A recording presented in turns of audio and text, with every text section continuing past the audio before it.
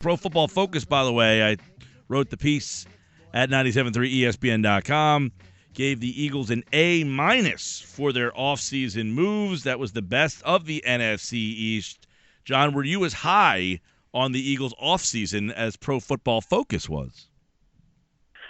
I'm high on it. I don't know if you give them an A or an A-, but certainly from the position they were in, I think they did a very good job. By nature of free agency, I always talk about it, wrote about Jared Cook going to the Packers today.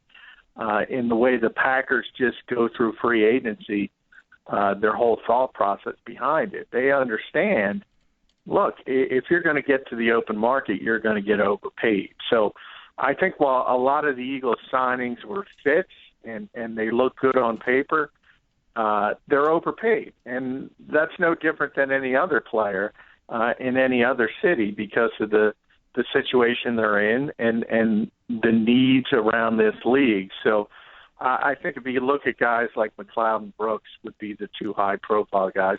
They're good, solid players. They're upgrades, but they're not star players. So I think if people are looking for that, I think on that part of it, they're going to be a little disappointed. Yeah, that's a little bit how I described it, is that they didn't make the splash. Nobody targeted McLeod and Brooks in free agency at the beginning of the free agencies, and they're not two guys that you're hoping your team ends up with. But in the end, if they do, it means you probably had a pretty solid free agent offseason. Yeah, and that's exactly why I think if you compare to what other teams have done, and there were certain teams who had so much money, Oakland and Jacksonville notably, they had to spend some of it, and they got bigger names and splasher, but they had to spend a ton to get them. And we've seen it time and time again. You can look at teams, most notably here, the dream team everyone talks about, but lately it's been the Miami Dolphins. Last year it was the Indianapolis Colts, all the veteran players they kind of brought in. That's not the way to build teams in the NFL. It never seems to work out. So I think the Eagles went with a more prudent approach this time around, and I think they got some good, solid contributors, and they improved themselves. John McMullen's with us, 97.3ESPN.com.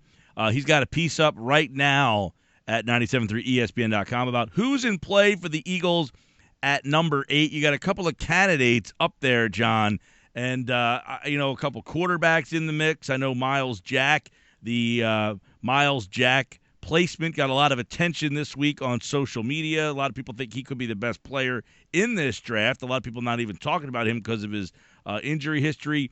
So give us a rundown of some of the candidates at number 8. Well, I think what I tried to do today is put most likely to land at number 8 for the Eagles because we've talked about before Howie Roseman's been pretty upfront saying there's 10 really good players in this draft as far as the Eagles go, and that was their mentality on flipping picks with the Dolphins to make sure they could get in the top 10, so they would mathematically they have to get one of those players, and that was their thought process. So Myles Jack, I think, is number 1 on their board. I've got that from 2 different sources, but it's extremely, extremely unlikely that he's going to be there at number 8. And if you look at some of the guys, I think the most likely are Ronnie Stanley, the left tackle from Notre Dame, who would, if the Eagles took him, would move inside to begin his career at left guard and sort of kick out once Jason Peters finally moves on, whenever that will be, after this season, after next season, whatever. And then Vernon Hargreaves, I think, is the second most likely. If you look at the top picks, there's really 2 defensive backs, Jalen Ramsey and Hargreaves, and there's really 2 teams, San Diego at number 3, Baltimore at number 6, that have significant need in the defensive backfield. I think if one of them slips down to the Eagles, it'll be Hargreaves. It's not going to be the other guy. Ramsey's probably going to go number 3 overall. And those are the most likely. But then, Mike, you have this mentality that the Eagles, even though they re-signed Sam Bradford, they signed Chase Daniel to be the backup, and their quarterback position is solidified, you just keep hearing these rumors that the Eagles want to get the long-term answer at the game's most important position, and they want to do it sooner rather than later. If you look at the landscape, to get Carson Wentz, you're going to have to move up. And if you think Jared Goff's going to be there at number 8, a lot of dominoes are going to have to fall to make that happen. And as you wrote in the piece, the Eagles are working out Jared Goff, the quarterback, today. And, I think you're right. That's going to cause a lot of speculation if one of those quarterbacks is on the board there at number 8. One of the guys that you do not have on this list ran today and did not run a great time, but nobody really expected him to, and that is Laquon Treadwell. Do you think if he was on the board that he would be an option at number 8? I don't, and that's the reason. He ran a 4.65 today. And as a wide receiver in this league, that is very slow. That's not to say there haven't been guys that have been tremendously successful. Chris Carter's in the Hall of Fame, probably never ran above 4.65 in his life. Anquan Boldin's had a tremendous career as a receiver. I think he ran a 4.7 coming out of college. But when you look at the way this league sinks, and you have a guy as talented as Treadwell is, and he's tremendous at the line of scrimmage. You can't do anything with him in press coverage. So all of a sudden these guys look at, okay, he doesn't run a 4.5, but he makes up for it because he can't get him at the line of scrimmage. That sort of negates a lot of the negative there. But you talk to enough scouts in this league, you realize they're just going to knock the guy who runs that slowly at that particular position. They're going to knock him down a bit. He's going to be a first-round pick, but to say he's going to be top 10 at 4.65, it's just not feasible. It's not a great class either, right? I mean, it's not the last couple of years we've been spoiled at wide receiver. No, he's the best wide receiver in this class, and it is a big downtick from the previous two. There's one kid who can really run, and that's Will Fuller from Notre Dame. But he doesn't have great size, and he's got inconsistent hands. So he'll probably be a first-round pick, but I've got him going in the 20s. Treadwell, I think it's going to be a mid-first-round pick. It's going to land in that 15 to 20 range. And then you got some other guys, Coleman, Doxson. There's good receivers, but there's not the spectacular ones who are tremendous game breakers that we've seen over the past 2 seasons. The one guy who can pop the top is Fuller, but he just doesn't have enough of the other things to put him in the top 10 equation. So check out the players in play at number 8 from John over at 97.3 ESPN.com. He lays some odds out on who he thinks will be there. And, the two are on that list, Jared Goff and Carson Wentz, along with some other players that we did not mention. So check out that article at 97.3 ESPN.com. John, you also have your post-free agent mock draft up, and there's a huge change at the number 1 spot. Yeah, I mean, there's no doubt Tennessee wants out of that spot. There's John Robinson, the new GM there, has even gone public and said he wants to move out of it. So they're not trying to hide their intention. And if you think about Carson Wentz in his pro day last week, it delivered so much on the hype, the fact that his arm was so strong. And you see some of the comparisons, the names being thrown out there, Joe Flacco, Andrew Luck. It just keeps going up as far as his stock goes. And I think that's the mentality, because when it comes to the quarterbacks, the linchpin of this draft is number 2 overall in the Cleveland Browns. And what the Titans are trying to do is saying, hey, if you want Wentz, if you want Goff, the only way you're going to guarantee yourself getting them is to go up to number 1 and get ahead of Cleveland. And I think if you look at one owner in this league that is susceptible to buying into hype, it's Jerry Jones in Dallas, and they're sitting at number 4 overall. They need the heir apparent to Tony Romo.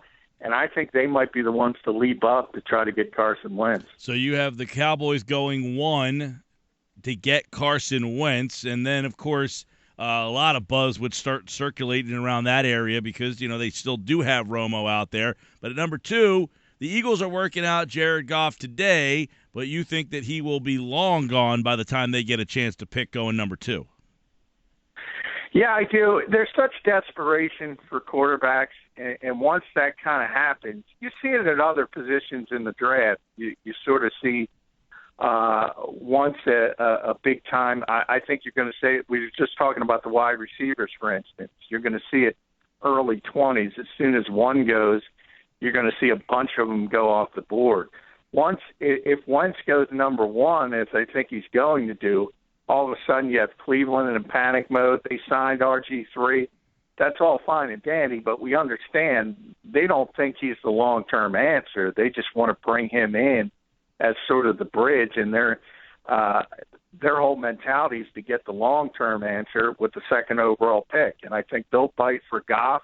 And now all of a sudden you have San Francisco at number 7, which if they can't work things out with Colin Kaepernick, and it doesn't look like they're going to be able to do that, they're going to have to move him, and they're going to have to take a quarterback. So I think Paxton Lynch comes off the board a lot quicker than most people think, simply because of the need so many teams have at the quarterback position. And John, that's amazing that you have 3 quarterbacks going in the top 8 of this draft. Many people think that this is a down quarterback year. I know there's 3 names at the top, but a lot of people are surprised that 3 would go in the top 10. Well, we're part of it is we're in the hype season, and you look at Mike Mayock, for instance, who uttered that he thinks now that Wentz and Goff might be better than last year's duo of Winston and Mariota. Now, I don't subscribe to that. I don't think they're close. I think Winston is leagues above any of those 4 names as a prospect, and I think he's going to be a star in this league. Not quite as sold on Mariota, especially in a traditional pro offense. I think, maybe if the marriage was made and he was in a Chip Kelly scheme, it would have been different, but I still have a lot of questions about him. And, Carson Wentz, as good as he is physically, and he's got everything. He's 6'5", he's 240, he's athletic. He can throw the ball down the field like Joe Flacco, and he is more athletic. He can move around. He's got some movement skills. But still, that's a big leap from North Dakota State to the NFL. There's going to be a learning curve there. So until I see him do it, it's tough to say this guy's going to be a better prospect than Jameis Winston. But there's a lot of people who are starting to think that way. Yeah, and that'll be something definitely to keep an eye on, as John mentioned. You're right, I have not heard a lot of people really rank any of these quarterbacks higher than either of the 2 guys from last year, but we still have, over a month until we get to that draft. April 28th, I think, is that Thursday night when the draft is here. We'll see how much changes between now and then. Talking about this draft, your mock draft has the Eagles going with Ronnie Stanley at number 8, the offensive tackle from Notre Dame. And he's interesting to talk about because a lot of people that I've read about him, John, feel that of all the tackles that he translates the worst to the guard spot. Do you agree? Well, he's taken some hits recently, and the fact that earlier this year he was in the conversation to be the number 1 overall pick, and now he's sort of skating down the board a little bit. But when I look at him, I just see the athleticism, and the first thing you have to have if you're going to move inside out is the athletic ability to handle it, and he's more athletic than even Tunsil as who a lot of people project as the number 1 overall pick if Tennessee is forced to stay there. And I agree with that. The Titans will take him if forced to stay there. But really the main knocks on Stanley have been he's not as strong as he should be at this point, but you can say that about a lot of kids. And some scouts question his work ethic. As far as athleticism, as far as being able to move inside, if you project as an elite left tackle in this game, you can play left guard. Some of it now, I don't want to underscore or downplay the technique because that is an issue, especially with younger guys and especially with guys who may not have the work ethic you want at this stage of the game. because that's part of it. But if you can play left tackle, you can play left guard. It's just as simple as that. All right, John, and you wrote this in your mock draft. Indianapolis taking Ezekiel Elliott at number 18. And if you said many have pegged him going to Philadelphia at number 8, why do you not like him at 8 for the Eagles? Because the position has been devalued. And as I wrote, if you think about what Doug Peterson, where he came from, what he just went through, think about that, Mike, for a minute. The Kansas City Chiefs won 11 straight games without Jamal Charles after he goes down with the ACL injury. And does anybody in the NFL think Ezekiel Elliott, he might be a star down the road. He's not going to be as good as Jamal Charles, certainly next season, maybe never. That is a really, really good running back.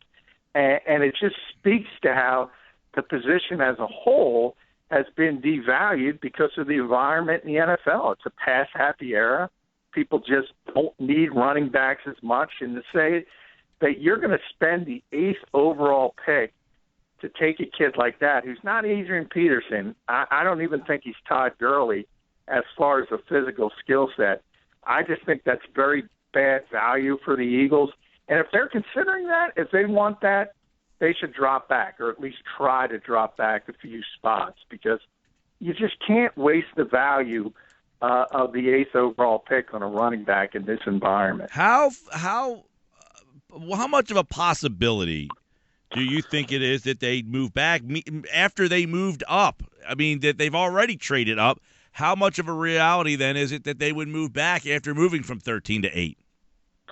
Well, I don't think it is a big chance of that happening, for exactly as Howie explained, is the fact that he thinks there's 10 top-tier players. Yeah. And if you're going to move out of that top 10, what was the point of getting in there? If you think that's where sort of the demarcation line is from the true top-level talents and then the second tier, I don't see why they would do it. Just that was my own estimation as Elliott. Now, I don't think the Eagles have him ranked in their top 10. It's possible that they do.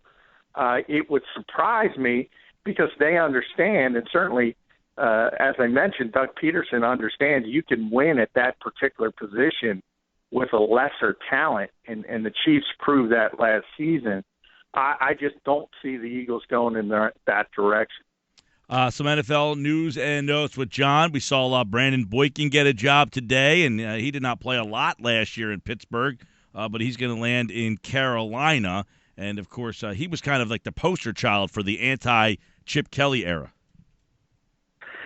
Yeah, there's some people. I think the Eagles fan base really overrated him when he was here, and then all of a sudden you had the two sort of the dichotomy of the so-called chip bots who believed in everything he did. And if he moved on from Brandon Boykin, it had to be the proper move. Or you had the other side who said, hey, this guy was a pretty productive player, at least as a nickelback. And he's landing in a great spot. I mean, Carolina's got one of the top defenses in the NFL. He'll fit in as a nickelback with a lot of playmakers, certainly in the front seven, which will make his job easier. But he is limited, and he is just a sub-package player, mainly on the slot. So we're not talking about a star, but I think he got a great situation for himself by landing with the Panthers. We also see that Arian Foster's going to visit with the Dolphins. Foster got anything left in the tank? Well, he's not healthy right now. I don't even think he could pass a physical, so the Dolphins are just checking in to see how he's doing. They have a desperate need at the running back position after losing Lamar Miller to Houston, ironically. And they're just sort of checking in to see if he's going to be ready, when he's going to be ready. When he's able to pass a physical, I think the Dolphins would be very interested, and they're going to keep tabs on him. But we'll see. I mean, this is a guy who's been hurt consistently for a number of seasons. And I'm not sure he can be the bell cow back any longer. The guy's going to handle it 25 or 30 times, but he's certainly a talented guy. I would agree with you there. I'm a Foster guy, but I think he could be at the end of the road here. John McMullen at JF McMullen on Twitter, and, of course, over at 97.3 ESPN.com and all of the NFL national coverage at todayspigskin.com, where a lot of NFL news and notes here, but the NFL draft is coming into focus. We have a couple more free agents still out there. Probably the biggest name left is Ryan Fitzpatrick, who still does not have a job up to this point. We'll see what happens with him, and we'll keep our eye on all the NFL news and notes with John throughout the week. All right, pal. All right. Thanks, Mike.